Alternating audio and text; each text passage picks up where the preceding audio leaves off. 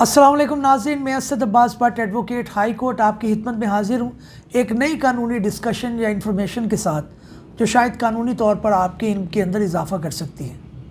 नाज़रीन, आज हम एक बात करने जा रहे हैं उस टॉपिक के बारे में। अक्सर आपने सुना होगा कि लोग अपने मुकद्दमात की पैरवी के लिए अगर वो ख़ुद नहीं आ सकते कोर्ट के अंदर या मुल्क से बाहर मुकीम हैं तो वो किसी को मुख्तारनामा दे देते हैं, उसको अथॉरिटी दे देते हैं कि वो उनके बिहाफ के ऊपर या तो केस फाइल करे या उसके ऊपर जो है वो केस को डिफेंड करे। इसी तरह से जो डिफरेंट इंस्टीट्यूशंस होते हैं, जो आर्टिफिशियल पर्सन होते हैं, जैसे कोई कंपनी है, जैसे कोई बैंक है, जैसे कोई प्राइवेट लिमिटेड कंपनी है या दूसरी कोई भी कंपनी है, वो भी जब कोई मुकद्दमात लड़ते हैं, उनका सामना करते हैं या उनको फ़ाइल करना होता है तो वो किसी को अपना अथॉरिटी लेटर या फिर मुख्तारनामा देते हैं। अब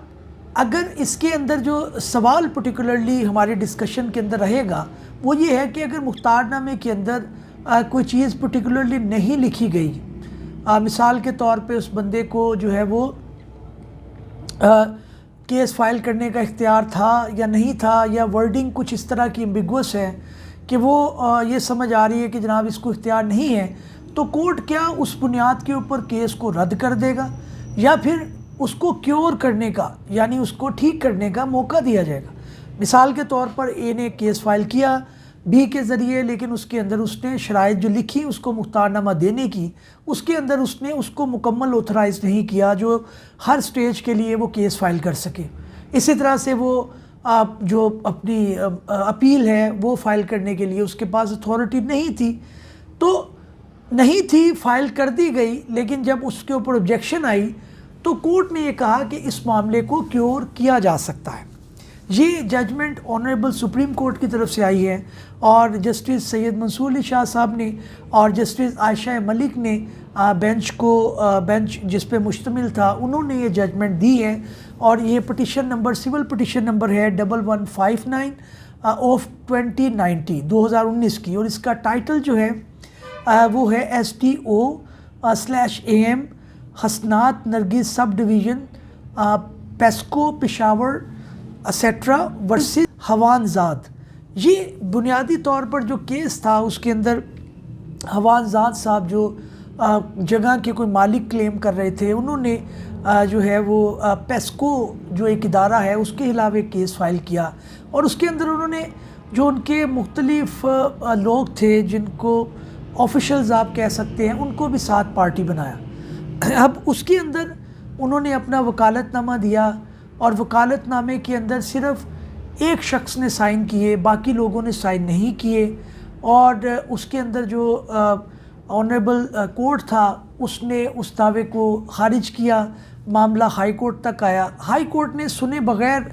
पेस्को की तरफ से, क्योंकि सिग्नेचर नहीं थे प्लीडिंग के ऊपर, उनको जो अथॉरिटी लेटर दिया गया उसके अंदर कुछ शॉर्ट कमिंग्स थी, तो उन्होंने मेरिट को सुने बग़ैर जो है वो हटा दिया।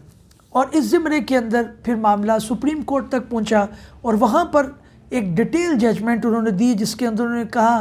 कि जनाब बुनियादी जो बात है वो यही है कि ये बात बिल्कुल ठीक है कि पावर ऑफ अटर्नी के अंदर चीज़ें जो हैं या अथॉरिटी लेटर के अंदर चीज़ें लिखी होनी चाहिए। अगर वो नहीं लिखी हुई तो जाहिर है उस बंदे को इख्तियार नहीं है, बट क्या वो क्योरेबल हैं या वहीं पे चीज़ों को नब करके उस पिटिशन को, उस दावे को, उस जो है वो अपील को रद्द कर दिया जाएगा उसका मेरिट सुने बगैर कि जनाब ये तो दाखिल ही नहीं की जा सकती थी, क्योंकि जिस शख्स ने ये दाखिल की उसको गालिबन इख्तियार नहीं था कि वो इस पिटिशन को फ़ाइल कर सके। तो कोर्ट का यहाँ पे ये कहना था कि अगर जिस शख्स ने जो ये रेलिवेंट डिपार्टमेंट था पेस्को, इसकी तरफ से जो फ़ाइल की, अगर उसको इख्तियार नहीं था तो उस इदारे को एक अपॉर्चुनिटी दी जानी चाहिए थी कि वो कोर्ट में आकर ये बताते कि जनाब आया आपने इस बंदे को ऑथराइज़ किया हुआ है,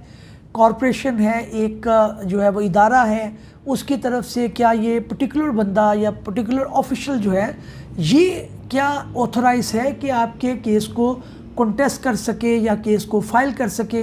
तो ये कोर्ट ने बुनियादी तौर पे प्रिंसिपल जो है वो ले डाउन किया कि इसको क्योर किया जा सकता है। लॉ के अंदर ऐसी बात नहीं है कि अगर वो नहीं साइन हुआ या वेरीफाई नहीं हुआ तो उसको आप जो है वो बिल्कुल दाखिल दफ्तर कर दें। उसके अंदर अपॉर्चुनिटी जो है वो देना कोर्ट का काम है कि ताकि मेरिट्स के ऊपर जो है वो चीज़ें डिसाइड हो सकें। तो यहाँ पे उन्होंने ये भी जिक्र किया कि ये एक वेल स्टैब्लिश प्रिंसिपल है कि सारे जो प्रोसीजर हैं ये सब्सटेंशियल जस्टिस डिस्पेंस विद करने के लिए हैं,